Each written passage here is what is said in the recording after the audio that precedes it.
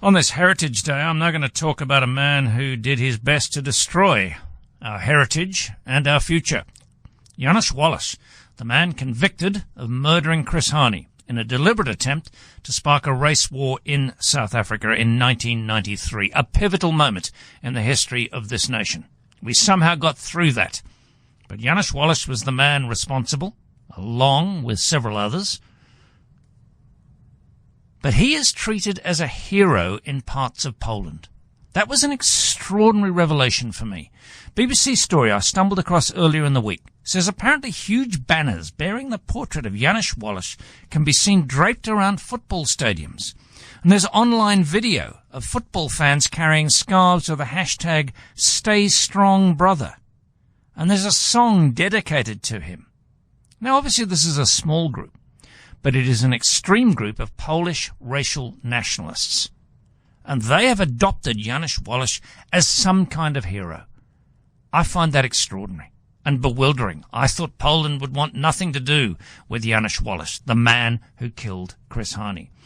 I'm going to chat now to Prof. Rafał Pankowski, who was quoted in that BBC story. He is a sociologist, a political scientist, and professor at the Institute of Sociology of Collegium Civitas in Warsaw, and head of Never Again, which I presume is an organisation dedicated to ensuring that we don't have that kind of racist ideology. Professor Rafał Pankowski, thanks for your time. Thanks for joining us on Cape Talk. Thank you for having me. Now, I found this story extraordinary, that Janusz Walus would even be a figure of interest or understanding in Poland, yet alone celebration. Yes, I understand. I have the same kind of reaction to this phenomenon. I think it is completely unacceptable.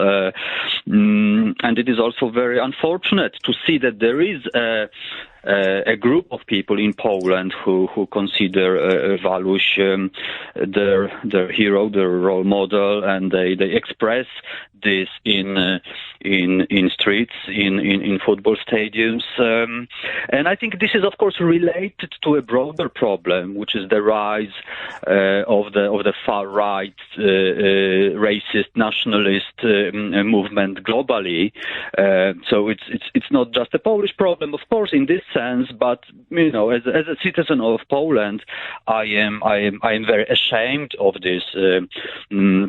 Of this phenomenon, and I think this is something that we need to acknowledge and we need to address. How widespread would you consider it to be? I don't just mean the Walus thing, but this far right nationalist movement in Poland. Well, unfortunately, both the Walus cult and the broader far-right movement in Poland has grown in the last years. I think that especially since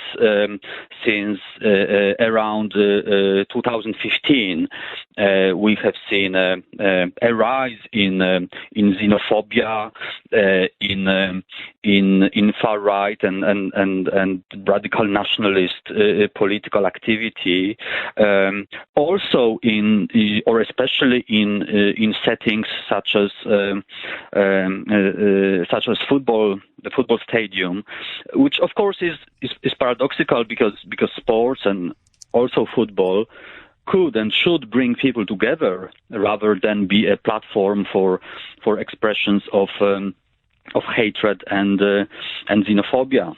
Certainly in Europe, though, there is a fairly rich, if that's the right word, tradition of extremists using football clubs as a vehicle for expression. Yes, absolutely. It's a pattern that we know at least from the 1980s and 70s in the UK and in other countries. So in this sense, it is not new. But what I think is important is how do we address the manipulation of football by the far right. Also, what the individual clubs do, what the authorities do, what the football associations do, city authorities, local communities, and so on. And I think in some countries there has been much more progress in addressing this issue and pushing out racism away from the stadium and from society. The title of our campaign, started by the Never Again Association, is "Let's Kick Racism Out of the Stadium." But of course, we know that we are not just talking about football, because racism was not invented in the stadium. It is a bigger issue. But I think in football, in particular, we often come across, especially disturbing examples of the problem. There are a couple of issues here, Professor. One is obviously the racial issue, but Walus was also a passionate, committed anti-communist because of his Polish experience. Now, to what extent is this an anti-communist movement, and to what extent is it a racist movement? Well, in my view, this anti-communist rhetoric in Poland today is in a way artificial, because it's actually quite difficult to find a person in Poland who would say, I'm a communist. So, in this sense, what we have here is a kind of anti-communism without communists, without the enemy. So we are talking often about a kind of imagined or constructed enemy.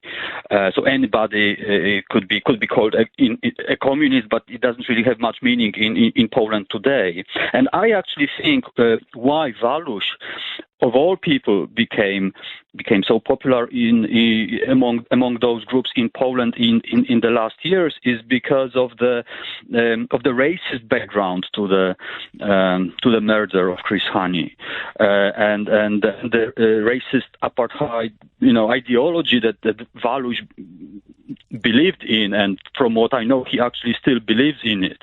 And I think this is also, or especially, what makes him an attractive figure, a hero, if you like, to those extremist groups. How widely known is Janusz Walus's name? Would most Poles be aware of him? Well, I think that for many years his name and his story was only known to a very limited number of people, especially on the far right fringe. But I think in the last years, that number of people who know about Walus and who may support Walus, that has grown. That has really grown, and we have had many public manifestations of that, both in the stadiums and in the form of street demonstrations. In some cases, even right-wing politicians became involved in activities calling for the support of Walus or glorifying Walus. So I think there has been a sharp rise in those activities. And one of many cases that I find very disturbing is the case of the stadium in Gdańsk, where this year, even after the break due to the pandemic, when some fans were allowed back into the stadium, at every game or almost every game they have a big banner with Janusz Walus. And why I think Gdańsk is for some reasons particularly ironic in this context is that Gdańsk is the birthplace of Solidarity, one of the biggest movements for human rights in history, that in a way developed in parallel to the anti-apartheid movement in South Africa, and its leader was Lech Wałęsa, who was a Nobel Peace Prize winner, like Nelson Mandela. And as we know, Nelson Mandela was on the list that Walus had of possible future victims. So I think that of all places, the local authorities in Gdańsk should be more sensitive, and they really should address this problem. You sound too young to know, but in 1993, when this incident happened, was there, as far as you're aware, was there widespread publicity of the Polish connection to Chris Hani's murder? Well, I actually remember when it happened, and I remember articles in the Polish press at that time. Some coverage existed, even though South Africa seemed far away. But I think very, very quickly people forgot. Yeah.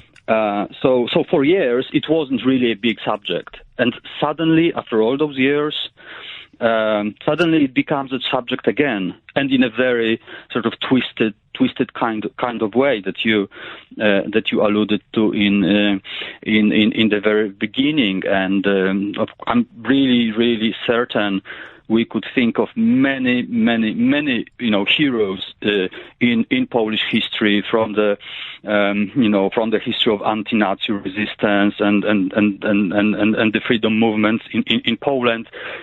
Really, Janusz Walus should not be considered one of them at all.